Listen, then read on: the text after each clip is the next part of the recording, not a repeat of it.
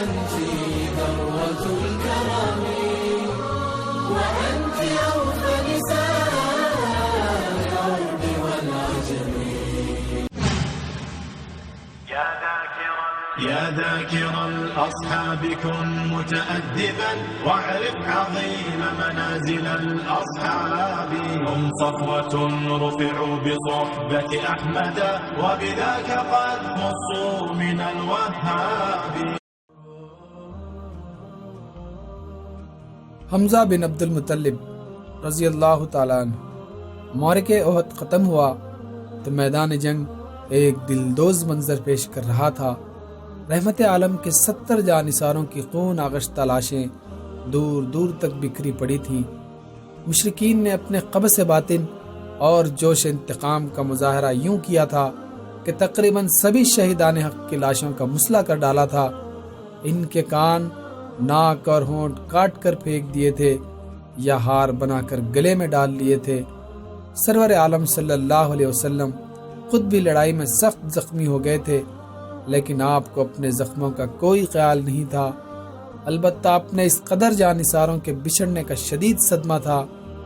لڑائی کے بعد حضور میدان جنگ کے جائزے کے لیے نکلے تو چشم ہائے مبارک سے سیل اشک رواں تھا اور روئے انور پر شدید حزن و ملال کے آثار نمایاں تھے. گشت کرتے ہوئے آپ ایک لاش کے قریب آ کر رک گئے. مشرکین نے اس شہید راہ خدا کی لاش کے ساتھ جو سلوک کیا تھا وہ انتہا درجے کی بہیمیت اور قساوت قلبی کا آئینہ دار تھا. بدبختوں نے اس مقدس لاش کے نہ صرف ہونٹ، ناک اور کان کاٹ لیے تھے بلکہ شکم کو بھی جگہ جگہ سے پھاڑ ڈالا تھا. حضور صلی اللہ علیہ وسلم نے اس لاش کو دیکھا تو آپ کا دل بھر آیا اور لسان رسالت پر یہ الفاظ جاری ہو گئے: تم پر خدا کی رحمت ہو، کیونکہ جہاں تک مجھے معلوم ہے تم قرابت داروں کا سب سے زیادہ خیال رکھتے تھے اور نیک کاموں میں پیش رہتے تھے. یہ شہید راہ حق جن کے لیے خیر الخلائق، فخر موجودات، سید الانام، رحمت دو عالم صلی اللہ علیہ وسلم نے دعائے رحمت کی اور جن کے محاسن اخلاق کی برملا تحسین فرمائی، ام رسول حضرت حمزہ بن عبد المطلب ہاشمی تھے. سیدنا حضرت حمزہ کا شمار راہ حق میں اپنی جانوں کو بیچ دینے والے ان صحابہ اکرام میں ہوتا ہے جن کی جلالت قدر پر مسلمانوں کے سبھی مکاتب فکر کا کامل اتفاق ہے. ان کے حسب و نسب کے لیے اتنا ہی لکھنا کافی ہے کہ وہ سرور عالم کے چچا تھے. اس کے علاوہ ان کو حضور سے 2 نسبتیں اور بھی تھیں. ایک یہ کہ حضور کی والدہ حضرت حمزہ کی والدہ خالہ بنت اہیب زہری کی چچا زاد بہن تھی. اس نسبت سے حضرت حمزہ حضور کے خالہ زاد بھائی بھی تھے. دوسری یہ کہ ابو لہب کی لونڈی صوبیہ نے حضرت حمزہ اور سرور عالم دونوں کو دودھ پلایا تھا. اس لحاظ سے حضرت حمزہ حضور کے رضائی بھائی بھی تھے. حضرت حمزہ کے سال ولادت کے بارے میں مختلف روایتیں ہیں. بعض ارباب سیر نے لکھا ہے کہ وہ حضور سے 2 سال قبل پیدا ہوئے اور بعض نے 4 سال کا فرق بیان کیا ہے. دونوں قسم کی روایتیں برابر کا درجہ رکھتی ہیں. یہ تفاوت 2 سال کا ہو یا 4 سال کا، اس سے یہ ضرور ثابت ہوتا ہے کہ صوبیہ نے حضرت حمزہ اور حضور پر نور کو علیحدہ وقت میں دودھ پلایا ہوگا. حافظ ابن عبد البر نے الاستیاب میں یہی رائے ظاہر کی ہے. حضرت حمزہ کی کنیت ابو عمارہ بھی تھی اور ابو یعلا بھی. سید الشہداء، اسد اللہ اور اسد الرسول مشہور القاب ہیں. حضرت حمزہ کے بچپن کے حالات پردہ اخفا میں ہیں. زیادہ سے زیادہ یہ پتہ چلتا ہے کہ انہیں بچپن ہی سے شمشیر زنی، تیر اندازی اور پہلوانی سے گہرا لگاؤ تھا اور سیر و شکار کا بھی بے انتہا شوق تھا.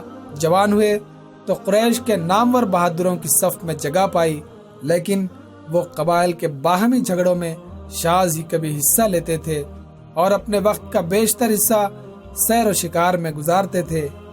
بعثت کے بعد رحمت عالم صلی اللہ علیہ وسلم کو دعوت توحید دیتے 6 سال ہونے کو آئے تھے، لیکن حضرت حمزہ نے حضور سے بے انتہا محبت رکھنے کے باوجود کبھی دعوت اسلامی کی طرف توجہ نہ کی۔ شاید اس زمانے میں ان کے نزدیک زندگی کا مقصد ہی تازہ شکار مارنا اور کھانا تھا۔ اسی مذاق طبیعت نے انہیں دعوت حق پر غور کرنے کی کبھی مہلت ہی نہ دی۔ ان کے یہی لیل و نہار تھے کہ ایک دن ایک ایسا واقعہ پیش آ گیا جس نے ان کے قلب و نظر کی دنیا بدل دی اور وہ دین حق کے ایک جانباز سپاہی بن گئے۔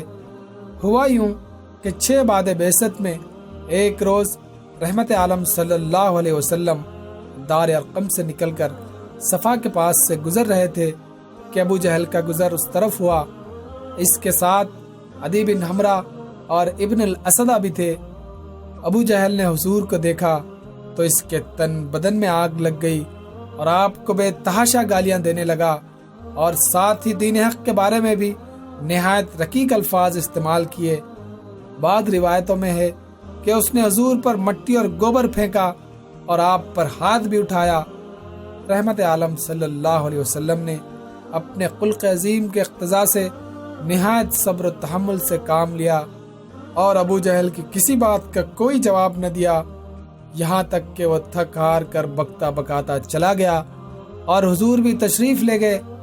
اتفاق سے بنو تیم کے رئیس عبداللہ بن جدان کی لونڈی کوہ صفا پر اپنے گھر میں بیٹھی یہ سارا واقعہ دیکھ رہی تھی۔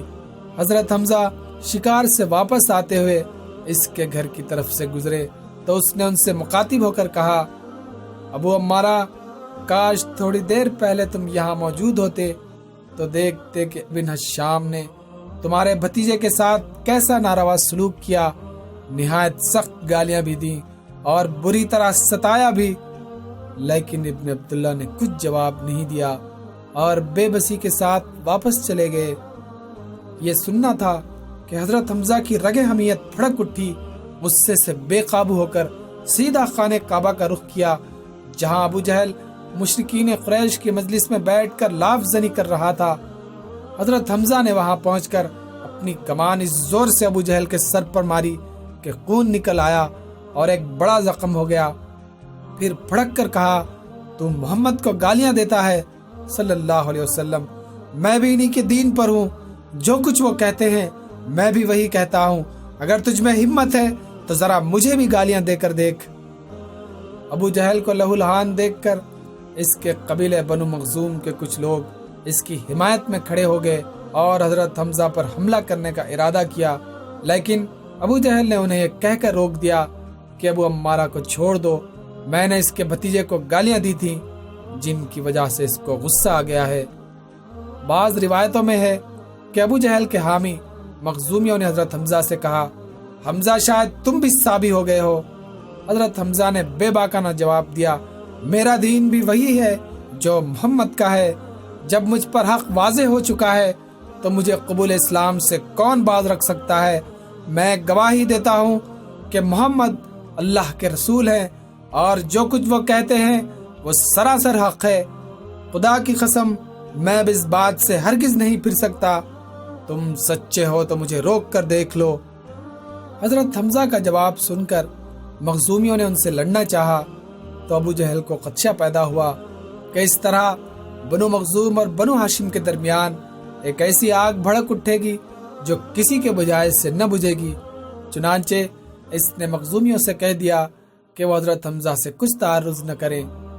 حضرت حمزہ نے جوش حمیت میں اپنے اسلام کا اعلان تو کر دیا، لیکن جب گھر پہنچے تو دل میں وسوسہ پیدا ہوا کہ میں نے قریش کا سردار ہوتے ہوئے محمد کا نیا دین قبول کر لیا اور اپنے آبائی دین سے پھر گیا، یہ بڑی شرم کی بات ہے، اس سے تو مر جانا اچھا ہے۔ اسی وسوسے اور تردد کے عالم میں انہوں نے اللہ سے دعا کی، اے اللہ، یہ راستہ جو میں نے اختیار کیا ہے اگر اس میں کوئی بھلائی ہے تو میرے دل کو اس کی تصدیق سے سکون و تسلی بخش، ورنہ جس چیز کے اندر میں مبتلا ہوں میرے لیے اس سے نکلنے کی کوئی صورت پیدا کر دے۔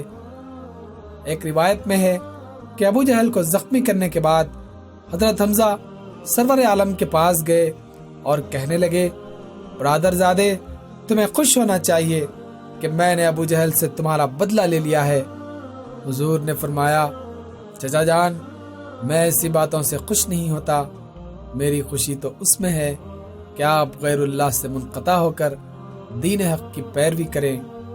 حضور کی اس دعوت حق کے بعد وہ سخت ذہنی الجھن میں مبتلا ہو گئے، اور اسی حالت میں انہوں نے اس الجھن سے نجات پانے کی دعا کی۔ رات اسی شش و پیج میں گزر گئی۔ صبح ہوئی تو وہ رحمت عالم کی خدمت میں حاضر ہوئے اور اپنی ذہنی الجھن کا حال بیان کیا۔ حضور نے ان کو نہایت بلیغ پیرائے میں اسلام کی حقانیت سمجھائی، اللہ کا خوف دلایا اور قبول حق کے صلے میں جنت کی بشارت دی۔ حضور کے ارشادات سن کر حضرت حمزہ کا دل یقین اور ایمان کے نور سے معمور ہو گیا اور وہ پکار اٹھے، میں اس بات کی گواہی دیتا ہوں کہ آپ صادق ہیں، آپ اپنے دین کا خوب اظہار کیجئے، واللہ مجھے بات بالکل پسند نہیں کہ میرے اوپر آسمان سایہ فگن ہو اور میں اپنے پہلے دین پر قائم رہوں۔ قبول اسلام کے بعد حضرت حمزہ کا بیشتر وقت دار ارقم میں سرور عالم کی خدمت میں گزرنے لگا۔ ایک دن چند دوسرے صحابہ کرام کے ساتھ وہیں بارگاہ نبوی میں حاضر تھے کہ ایک قریش کے مرد آہن حضرت عمر بن خطاب نے دار ارقم کا دروازہ کھٹکھٹایا۔ ایک صاحب نے دروازے کی جھری میں سے جھانکا تو حضرت عمر کو شمشیر بکف کھڑے پایا۔ انہوں نے حضور کو بتایا تو صحابہ کرام کو تردد ہوا کہ معاملہ خون خرابے تک نہ پہنچے۔ اس وقت حضرت حمزہ اٹھ کھڑے ہوئے اور بڑے جوش سے کہا، اسے آنے دو، اگر نیک ارادے سے آیا ہے تو خیر، ورنہ اسی کی تلوار ہوگی اور اسی کا سر۔ حضرت عمر اندر آئے تو حضور نے ان کی چادر کو مٹھی میں دبا کر زور سے کھینچا اور فرمایا، عمر کہو کس ارادے سے آئے ہو؟ نبوت کی پرجلال آواز نے حضرت عمر کے جسم پر کپ کپی طاری کر دی اور انہوں نے بڑے عجز کے ساتھ کہا، یا رسول اللہ، میں اللہ اور اللہ کے رسول پر ایمان لانے کی غرض سے حاضر ہوا ہوں۔ اس پر حضور نے زور سے اللہ اکبر فرمایا، ساتھ ہی صحابہ کرام نے زور سے نعرہ تکبیر بلند کیا کہ دشت و جبل گونج اٹھے۔ اب حضرت حمزہ اور حضرت عمر فاروق کی صورت میں اسلام کو دو قوی دستے بازو مل گئے۔ ساتھ بعثت میں مشرکین مکہ نے بنو ہاشم اور بنی عبد المطلب کو شعبہ ابی طالب میں محصور کیا تو حضرت حمزہ بھی 3 سال تک محصوری کے آلام و مصائب جھیلتے رہے۔ علامہ ابن سعد کا بیان ہے کہ رحمت عالم صلی اللہ علیہ وسلم نے مکہ میں اپنے محبوب جانثار حضرت زید بن حارثہ کو حضرت حمزہ کا اسلامی بھائی بنا دیا تھا۔ 13 بعثت میں حضور نے صحابہ اکرام کو مدینے کی طرف ہجرت کرنے کی اجازت دی تو حضرت حمزہ بھی اکثر دوسرے صحابہ کے ساتھ ہجرت کر کے مدینہ منورہ تشریف لے گئے۔ عاصم بن عمر بن قتادہ کا بیان ہے کہ مدینہ پہنچ کر حضرت حمزہ نے حضرت سعد بن خشیمہ کے مکان میں قیام فرمایا، لیکن واقدی نے لکھا ہے کہ وہ حضرت کلثوم بن الحدم کے مہمان بنے۔ کچھ عرصے بعد سرور کونین صلی اللہ علیہ وسلم بھی مدینہ منورہ تشریف لے آئے اور اسلام کے مدنی دور کا آغاز ہوا۔ علامہ ابن سعد نے واقدی کے حوالے سے بیان کیا ہے کہ اسلام میں سب سے پہلا علم حضرت حمزہ کو عطا ہوا۔ رمضان 1 ہجری میں سرور عالم صلی اللہ علیہ وسلم نے 30 سوار حضرت حمزہ کی عمارت میں ساحلی علاقے کی طرف اس غرض سے روانہ کیے کہ وہ قریش کے اس قافلے کی مزاحمت کریں جو اس زمانے میں شام سے مکہ آ رہا تھا۔ اس قافلے میں 300 آدمی تھے جن میں ابو جہل بھی تھا۔ فریقین آمنے سامنے ہوئے تب مجدی بن عمر نے بیچ بچاؤ کر کے لڑائی تک نوبت نہ پہنچنے دی اور حضرت حمزہ کسی کشت و خون کے بغیر مدینہ منورہ واپس آ گئے۔ ابن سعد نے اس مہم کا نام سریہ سیف البحر لکھا ہے، لیکن فی الحقیقت صحیح بخاری کے مطابق سریہ سیف البحر 8 ہجری میں پیش آیا۔ اس وقت اسلامی لشکر کے امیر حضرت ابو عبیدہ بن الجراح تھے۔ بعض روایتوں میں اس مہم کو سریہ حمزہ کا نام دیا گیا ہے اور یہی صحیح ہے۔ ایک روایت کے مطابق یہ مہم کسی خاص قافلے کی مزاحمت کے لیے نہیں بھیجی گئی تھی، بلکہ عمومی طور پر قریش کے قافلوں کے تجسس کے لیے روانہ کی گئی تھی اور محض اتفاق سے اس کی مدبھیڑ ابو جہل کے قافلے سے ہو گئی۔ صفر 2 ہجری میں سرور عالم صلی اللہ علیہ وسلم 60 یا 70 صحابہ کرام کے ہمراہ غزوہ ابوا کے لیے تشریف لے گئے۔ اس غزوے میں بھی حضور نے حضرت حمزہ کو فوج کا قائد اور علمبردار بنایا۔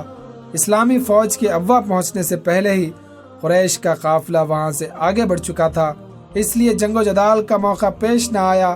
تاہم بنو زمرہ سے ایک دوستانہ معاہدہ طے پا گیا، جس کی روح سے وہ اس بات کے پابند ہو گئے کہ نہ قریش کی مدد کریں گے اور نہ مسلمانوں کی، بلکہ ہر حال میں غیر جانبدار رہیں گے۔ اسی سال جمادی الاخر میں غزوہ ذوالعشیرہ پیش آیا، جس میں رحمت عالم 150 صحابہ کرام کی میت میں قریش مکہ کی گوشمالی کے لیے مقام ذوالعشیرہ تشریف لے گئے۔ اس غزوے میں بھی حضور نے مجاہدین کے لمبرداری کا شرف حضرت حمزہ کو بخشا، لیکن اس بار بھی کشت خون تک نوبت نہ پہنچی، کیونکہ قریش کا قافلہ چند دن پہلے ہی ذوالعشیرہ سے کوچ کر چکا تھا۔ البتہ بنو مدلج سے باہمی امداد کا ایک عہد نامہ طے پایا۔ رمضان 2 ہجری میں حق و باطل کا معرکہ اول غزوہ بدر الکبریٰ غزوہ بدر پیش آیا تو حضرت حمزہ اس میں بڑے جوش اور جذبے کے ساتھ شریک ہوئے۔ عام لڑائی شروع ہونے سے پہلے مشرکین کی صفوں سے عتبہ بن ربی، شیبہ بن ربی اور ولید بن عتبہ تلواریں ہلاتے ہوئے نکلے اور مسلمانوں کو دعوت مبازرت دی۔ لشکر اسلام سے 3 انصار جانباز اوف، معاذ اور مووز پسران افرا یا بروایت دیگر اوف، معاذ اور عبداللہ بن رواحہ ان کے مقابل ہوئے۔ قریشی جنگجوؤں کو جب معلوم ہوا کہ ان کے مقابل ہونے والے تینوں جانباز مدینے کے باشندے ہیں تو انہوں نے ان سے نبرد آزما ہونے سے انکار کر دیا، اور عتبہ نے پکار کر کہا، محمد یہ لوگ ہمارے جوڑ کے نہیں ہیں، ہماری قوم کو ہمارے مقابلے پر بھیجو۔ اس پر حضور نے حضرت حمزہ، حضرت علی اور حضرت عبیدہ بن حارث کو حکم دیا کہ جاؤ ان لوگوں کا مقابلہ کرو۔ یہ تینوں بہادر حضور کا حکم سنتے ہی نیزے ہلاتے ہوئے اپنے حریف کے سامنے جا کھڑے ہوئے۔ حضرت حمزہ کا مقابلہ شیبہ سے، حضرت علی کا ولید سے، حضرت عبیدہ کا مقابلہ عتبہ سے ہوا۔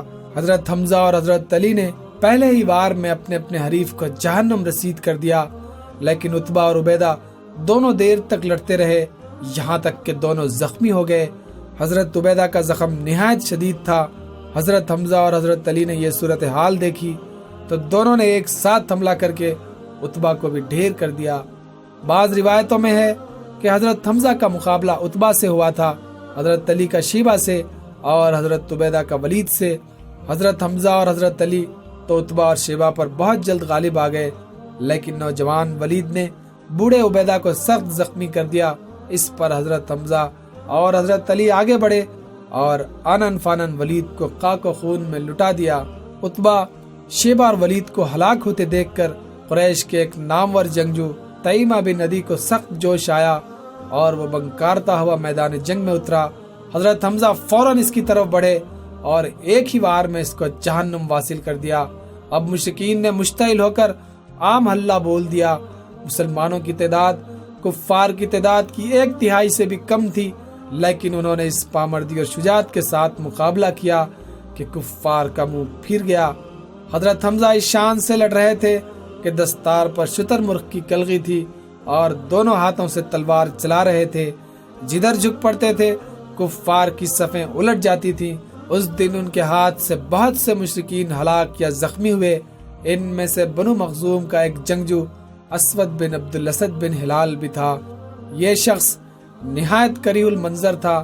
وہ میدان جنگ میں آیا تو بآواز بلند قسم کھا کر کہا کہ آج میں مسلمانوں کے حوض کا پانی ضرور پیوں گا اور اسے خراب کر ڈالوں گا۔ حضرت حمزہ اس کی ڈینگ سن کر غصے سے بےتاب ہو گئے اور شیر کی طرح اس پر جھپٹے۔ ان کے پہلے ہی وار سے اسود کی ایک ٹانگ کٹ گئی اور وہ زمین پر گر پڑا، لیکن ہمت کر کے پھر اٹھا اور گھسیٹتا ہوا مسلمانوں کے حوض تک جا پہنچا۔ حضرت حمزہ بھی اس کے پیچھے پیچھے تھے۔ اسود نے حوض میں چھلانگ لگا دی، لیکن حضرت حمزہ نے اس کو حوض میں ہی قتل کر دیا۔ مسلمانوں نے چند سات کی لڑائی کے بعد کفار کو شکست فاش دی۔ 70 مشرکین میدان جنگ میں کام آئے۔ ان میں عتبہ، شیبہ، ولید، ابو جہل، نضر بن الحارث اور کئی دوسرے رؤسائے قریش بھی شامل تھے۔ تقریباً اتنے ہی مشرکین کو مسلمانوں نے قیدی بنا لیا۔ ایک روایت میں ہے کہ حضرت حمزہ نے اسود بن عامر کو قیدی بنایا۔ اسے بعد میں طلحہ بن ابی طلحہ نے 2000 دینار بطور فدیہ ادا کر کے رہا کرایا۔ طبرانی نے حضرت حارث تیمی سے روایت کی ہے کہ حضرت حمزہ یوم بدر میں شتر مرغ کے پر کا نشان لگائے ہوئے تھے۔ مشرکین میں سے ایک شخص نے پوچھا کہ یہ کون شخص ہے جس نے شتر مرغ کے پر کی کلغی لگا رکھی ہے؟ اسے بتایا گیا کہ یہ حمزہ بن عبد المطلب ہے۔ اس نے کہا کہ اس شخص نے آج ہم کو سب سے زیادہ نقصان پہنچایا ہے۔ بعض روایتوں میں ہے کہ یہ استفسار اسیران بدر میں سے بعض نے کیا تھا۔ جب انہیں معلوم ہوا کہ یہ حمزہ تھے تو انہوں نے کہا کہ حمزہ نے آج لڑائی میں ہم پر بڑے ستم ڈھائے ہیں۔ شوال 2 ہجری میں غزوہ بنو قینقاع پیش آیا۔ یہودیان بنی قینقاع بڑے متمول، طاقتور اور جنگجو لوگ تھے۔ آہنگری اور زرگری ان کا خاص پیشہ تھا اور انہوں نے اپنی حفاظت کے لیے کئی قلعے بنا رکھے تھے۔ سرور کائنات صلی اللہ علیہ وسلم نے ہجرت کے بعد مدینہ منورہ میں نزول جلال فرمایا تو اہل حق اور بنو قینقاع کے درمیان یہ دوستانہ معاہدہ طے پا گیا کہ وہ مسلمانوں کے خلاف دشمن کو مدد نہ دیں گے، اور اگر باہر سے کسی نے مدینے پر حملہ کیا تو وہ مسلمانوں کے ساتھ مل کر دشمن کا مقابلہ کریں گے۔ لیکن یہ لوگ جلد ہی اپنے معاہدے سے منحرف ہو گئے۔ غزوہ بدر میں مسلمانوں کی کامیابی ان کو ایک آنکھ نہ بھائی اور وہ مسلمانوں کے خلاف طرح طرح کی یاوہ گوئیاں کر کے اپنے دل کے جلے پھپولے پھوڑنے لگے۔ مسلمانوں کی فتح کی اہمیت وہ یہ کہہ کر گھٹاتے تھے کہ قریش مکہ فن حرب میں مہارت نہیں رکھتے تھے۔ مسلمانوں کا مقابلہ ہمارے ساتھ ہوتا تو انہیں معلوم ہو جاتا کہ جمع مرد کیسے لڑتے ہیں۔ شوال 2 ہجری میں ایک اتفاقی واقعے نے جلتی پر تیل کا کام کیا۔ ایک مسلمان خاتون بنو قینقاع کے محلے میں کسی کام سے گئی۔ ایک یہودی نے اس کو چھیڑ کر بے حرمت کیا۔ یہ دیکھ کر ایک مسلمان غصے سے بے قابو ہو گیا اور اس یہودی کو قتل کر ڈالا۔ یہودیوں نے اس غیرت مند مسلمان کو شہید کر ڈالا اور علانیہ سرکشی اور عہد شکنی پر آمادہ ہو گئے۔ مسلمانوں نے ان کو بہت سمجھایا لیکن ان کو اپنے ہتھیاروں اور قلعوں پر اتنا ناز تھا کہ کسی طرح اپنے مفسدانہ ارادوں سے باز نہ آئے۔ بلاخر نبی اکرم صلی اللہ علیہ وسلم نے ان کے خلاف لڑائی کا اعلان کر دیا اور ان کے محلے کا محاصرہ کر لیا۔ بنی قینقاع نے 15 دن تک قلعہ بند ہو کر مقابلہ کیا۔ اس کے بعد ان کی ہمت جواب دے گئی اور انہوں نے اس بات پر رضامندی ظاہر کی کہ رسول کریم جو فیصلہ کریں گے وہ اس کی پابندی کریں گے۔ حضور نے خزرج کے بعض اکابر سے مشورہ کر کے حکم دیا کہ بنو قینقاع مدینے کی سکونت ترک کر کے باہر چلے جائیں۔ چنانچہ یہ لوگ مدینے سے نکل کر ملک شام کے ایک ضلع ادرعات میں چلے گئے۔ ابن سعد اور ابن ہشام کا بیان ہے کہ غزوہ بنو قینقاع میں بھی سرور عالم نے حضرت حمزہ کو اسلامی فوج کا علم مرحمت فرمایا۔ چنانچہ وہ شروع سے اخیر تک نہایت شجاعت اور استقلال کے ساتھ علم برداری کے فرائض انجام دیتے رہے۔ 3 ہجری میں مشرکین مکہ بدر کا انتقام لینے کے لیے بڑے جوش و خروش سے مدینہ منورہ پر چڑھائی کی۔ علم برداران حق اور کفار 7 شوال کو کوہ احد کے دامن میں ایک دوسرے کے مقابل ہوئے۔ اس وقت رحمت عالم کے ساتھ کل 700 جانباز تھے جن میں 100 زرہ پوش اور چند سوار تھے۔ ادھر مشرکین کی تعداد 3000 تھی جن میں 200 سوار اور 700 زرہ پوش تھے۔ مسلمانوں نے احد کا پہاڑ پیٹھ کے پیچھے رکھ کر اپنی صفیں درست کی۔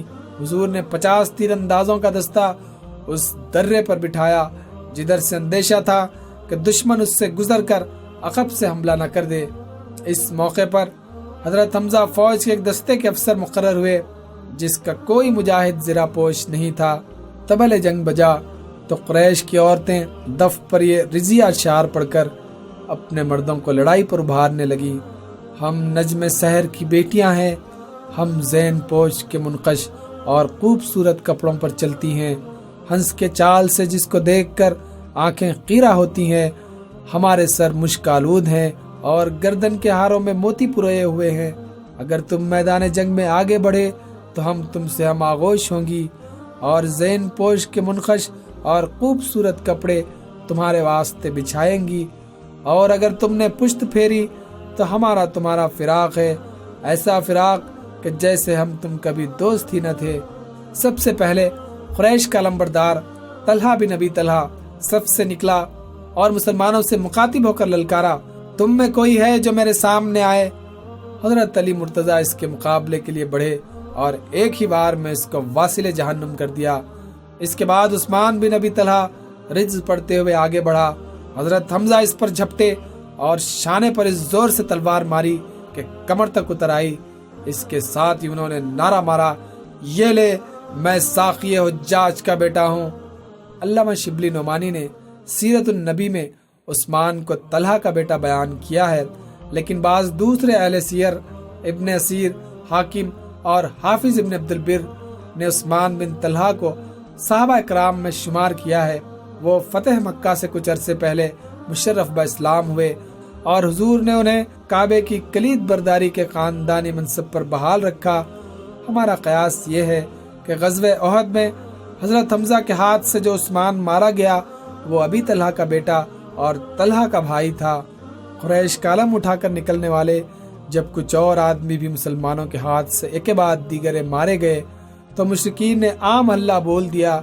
حضرت حمزہ، حضرت علی، حضرت ابو دجانہ، حضرت سعد بن ابی وقاص، حضرت طلحہ، حضرت سعد بن معاذ، حضرت اسید بن حضیر اور بہت سے دوسرے سرفروش فوجوں کے دل میں گھس گئے اور دشمن کی صفوں کی صفیں الٹ کر رکھ دیں۔ حضرت حمزہ اس شان سے لڑ رہے تھے کہ دو دستی تلوار چلاتے جاتے تھے اور کہتے جاتے تھے میں اللہ اور اس کے رسول کا شیر ہوں۔ اسی حالت میں مکے کا ایک سربراہ آوردہ مشرک سبا بن عبد العزیٰ ان کے سامنے آ گیا۔ حضرت حمزہ نے اس سے مخاطب ہو کر غضب آلود لہجے میں فرمایا، او قطانۃ النساء، عورتوں کا ختنہ کرنے والے، ام انمار کے بچے، کیا تو خدا اور خدا کے رسول سے لڑنے آیا ہے؟ یہ کہہ کر اس پر تلوار کا ایسا بھرپور وار کیا کہ وہ کٹ کر وہیں گر پڑا۔ ادھر حضرت حمزہ اس طرح لاشوں پر لاشیں گراتے جا رہے تھے، ادھر جبیر بن مطعم کا حبشی غلام وحشی ایک چٹان کے پیچھے گھات لگائے انتظار کر رہا تھا کہ کب حضرت حمزہ اس کی زد میں آئے اور وہ اپنا ہتھیار ان پر پھینکے۔ وحشی کو جبیر بن مطعم نے اپنے چچا تیمہ بن عدی کا انتقام لینے کے لیے حضرت حمزہ کے قتل پر مامور کیا تھا اور اس کام کے عوض اس کو آزاد کرنے کا وعدہ کیا تھا۔ اتفاق سے وحشی کو جلد ہی وار کرنے کا موقع مل گیا۔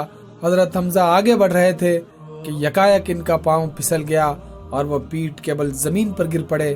اسی وقت وحشی نے تاک کر اپنا چھوٹا سا بھالا ان پر پھینکا جو ناف میں لگا اور پار ہو گیا۔ حضرت حمزہ نے اس قدر شدید زخمی ہونے کے باوجود اٹھ کر اس پر حملہ کرنا چاہا، مگر لڑکھڑا کر گر پڑے اور ان کی روح مطہر عالم بالا کو پرواز کر گئی۔